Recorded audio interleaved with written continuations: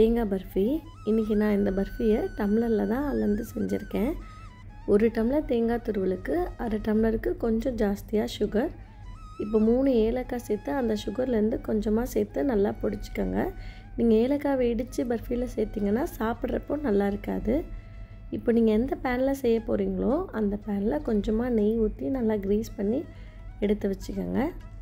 முடிஞ்ச அளவுக்கு நான்ஸ்டிக்கெல்லாம் அவாய்ட் பண்ணிவிட்டு இந்த மாதிரி அடிகனமான பாத்திரத்தில் 1 டேபிள் ஸ்பூன் அளவு நெய் சேர்த்து துருவின தேங்காய் 1 டம்ளர் சேர்த்துருக்கேன். நான் தேங்காவை நல்லா அழுத்தியெல்லாம் சேர்க்கலை, நல்லா லூஸாக விட்டு சேர்த்திங்கன்னா 1 டம்ளர் வரும் இல்லையா, அந்த டம்ளர் அளவுக்கு தேங்காய் துருவல், நம்ம பொடிச்ச ஏலக்காய், சுகர் எல்லாத்தையும் சேர்த்து நல்லா இந்த நெய் வாசம் வர அளவுக்கு கிளறணும்.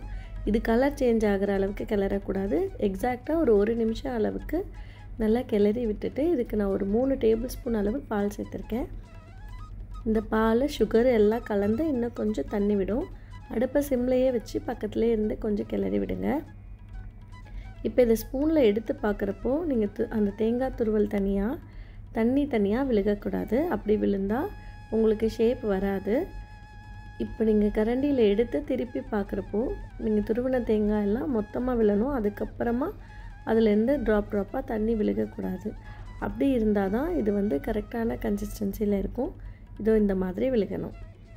அப்படி விழுந்தால் தான் உங்களுக்கு மேலே கொஞ்சம் ஹார்டாக ஷேப் பண்ணுறதுக்கும் உள்ளே நல்லா ஜூஸியாகவும் இருக்கும், இல்லைன்னா ரொம்ப ட்ரையாக இருக்கும். இதை நீங்கள் க்ரீஸ் பண்ணி வச்சுருக்கிற பாத்திரத்தில் மாற்றி நல்லா ஸ்லைஸ் போட்டு எடுத்துக்கோங்க. இதை ரஃப்பாக தான் இப்போ ஸ்லைஸ் பண்ணணும். ஏன்னா ஆறுனதுக்கப்புறமா உள்ளே இருக்கிற ஜீரா பாகு நல்லா ஒட்டி இருக்கும். அதனால் ஒரு 3 ஹவர்ஸ்க்கு டிஸ்டர்ப் பண்ணாமல் நல்லா ஆற விட்டுருங்க. அதுக்கப்புறமா கத்தி வச்சு இந்த ஷேப் பண்ணதுக்கு மேலேயே கொஞ்சம் கட் பண்ணி எடுத்திங்கன்னா நல்லா மேலே கொஞ்சம் ஹார்டாகவும் உள்ளே நல்லா ஜூஸியாகவும் இருக்கும். இப்போ நான் ஒரு 3 ஹவர்ஸ் ஆச்சு. இந்த டைமில் எடுத்து பார்க்குறப்போ மேலே அவ்வளோலாம் ஹார்டு ஆகலை. இன்னும் ஒரு 2 ஹவர்ஸ் விட்டு பார்த்திங்கன்னா உங்களுக்கு நல்ல டெக்ஸ்சர் ரொம்ப பர்ஃபெக்டாக இருக்கும். சுற்றி எதுவுமே பிசு பிசுன்னு இல்லாமல் ஆனால் உள்ளே ரொம்ப ஜூஸியாக நல்லாயிருக்கும். இப்போ நான் இதை ஒரு 5 ஹவர்ஸ்க்கு விட்டு எடுத்திருக்கேன். இப்போ பார்த்தா தெரியும், நீங்கள் தொடுறப்பே எதுவுமே பிசு பிசுன்னு ஒட்டாது. வெளியே நல்லா டெக்ஸ்சர் இருக்கும், ஆனால் உள்ளே பார்த்தா ரொம்ப ஜூஸியாக இருக்கும்.